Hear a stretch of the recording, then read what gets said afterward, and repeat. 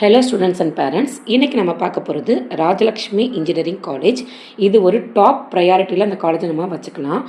அந்த டீட்டெயில்ஸ் எல்லாம் சொல்கிறேன். இந்த காலேஜ் எங்கே இருக்குன்னா ஸ்ரீபெரும்புதூர் அடுத்த தண்டலம்ங்கிற ஏரியாவில் இருக்குது. இந்த ஏரியாவுக்கு நாங்கள் முன்னாடி போனதில்லை. ஸோ ஜிபிஎஸ் போட்டு தான் போனோம். ஸோ நாங்கள் ஜிபிஎஸ் போடும்போது எங்களுக்கு என்ன ரூட் காமிச்சிச்சுன்னா, நீங்கள் மணிமங்கலம் போய் அங்கேருந்து நீங்கள் சென்னை டு பெங்களூர் ஹைவேவை ரீச் பண்ணலாங்கிற ரூட் காமிச்சிச்சு. சரின்ட்டு நாங்கள் அதில் போயிட்டோம். ஸோ நாங்கள் போகும்போதே பிள்ளைப்பாக்கம்ங்கிற ஒரு ஏரியா வந்துச்சு. அங்கே சிப்காட்லாம் இருக்குதுங்க அங்கே. ஸோ அந்த ஏரியாவில் நம்ம லெஃப்ட் எடுத்தோன்னா ராஜலக்ஷ்மி மெடிக்கல் காலேஜ் கேம்பஸ் பார்த்தோம். நல்ல பெருசாக நல்லா தான் இருந்துச்சு.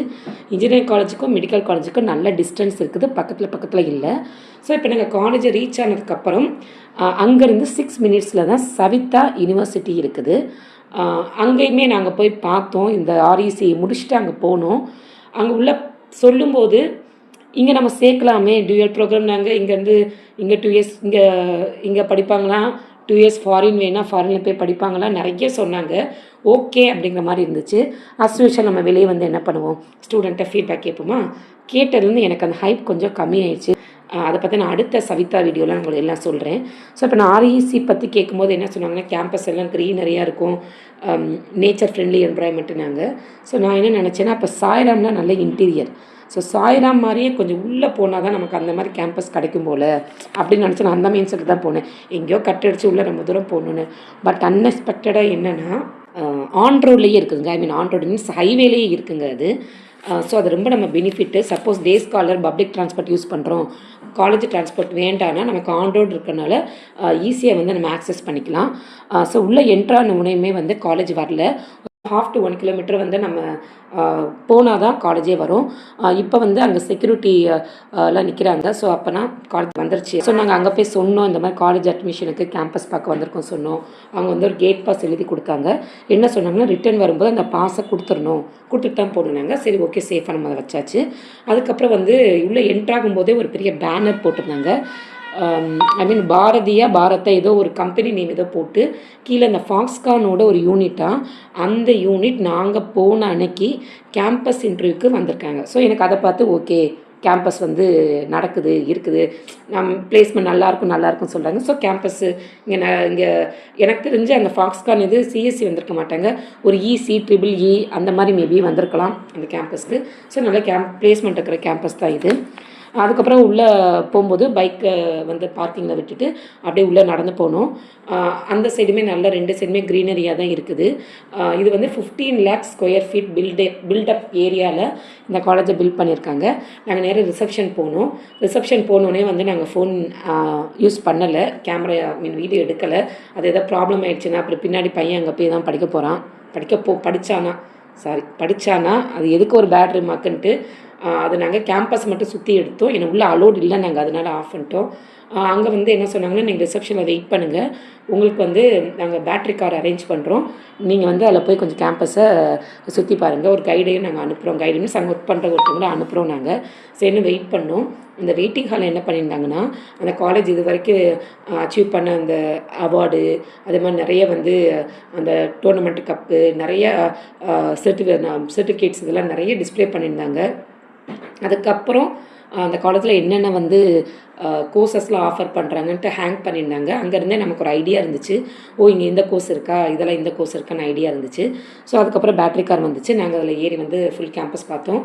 நாங்கள் ஃபஸ்ட்டு போனது ரெக் டெக் லான்ச்சுன்னு இருந்துச்சு. எனக்கு என்னென்னா, டெக் லான்ச்சுன்னா அங்கே லேப்ஸ் நிறைய இருக்குன்னு தோணுச்சு. ஸோ அவங்க சொன்னேன், நான் உள்ளே போய் பார்க்கணுன்னே தாராளமாக போங்கன்ட்டு.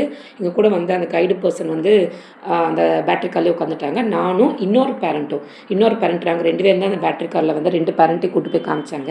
நாங்கள் உள்ளே போய் பார்த்தோம். கிரவுண்ட் ஃப்ளோரில் பார்த்திங்கன்னா கம்ப்யூட்டர் லேப் இருந்துச்சு. அதுக்கு மேலே 2 to 3 ஃப்ளோர்ஸ் இருந்துச்சு. நல்ல ஸ்டூடெண்ட்ஸ் டிசிப்ளின்டாக நல்லா தான் இருந்தாங்க. அந்த சலசலப்புலாம் எதுவுமே இல்லை.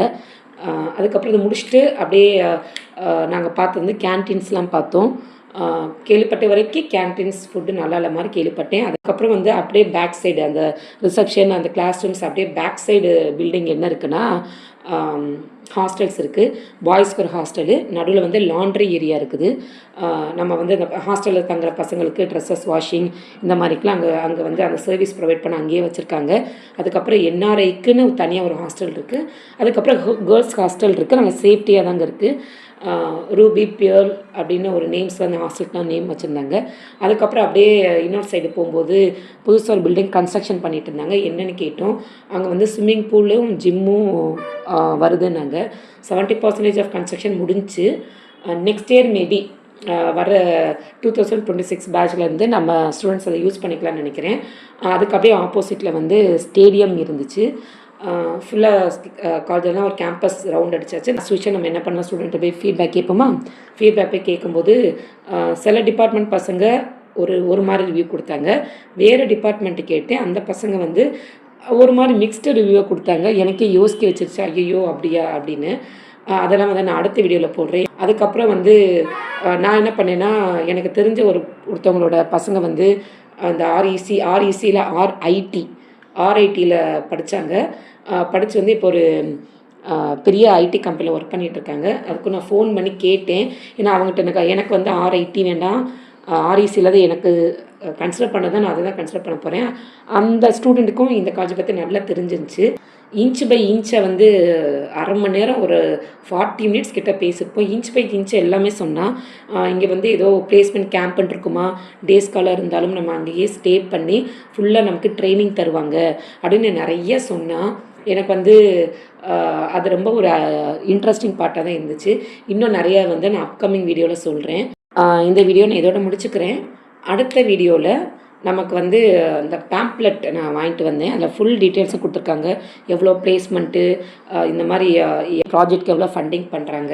ஸோ இந்த மாதிரி நிறைய டீட்டெயில்ஸு டாப் டு பாட்டம் கொடுத்துருக்காங்க. அதே மாதிரி கோர்சஸ் என்னென்ன கோர்சஸ் ஆஃபர் பண்ணுறாங்க, பிஇயில் என்னது, பிடெக்கில் என்னது, அதே மாதிரி இன்டகிரேட்டட் கோர்ஸ் இது இங்கே இருக்குதா, இது போக ஃபீஸ் ஸ்ட்ரக்சர், கவர்மெண்ட் கோட்டானா எவ்வளவு, மேனேஜ்மெண்ட் கோட்டானா எவ்வளோன்னு ஃபீஸ் ஸ்ட்ரக்சர் கேட்டிருக்கேன்.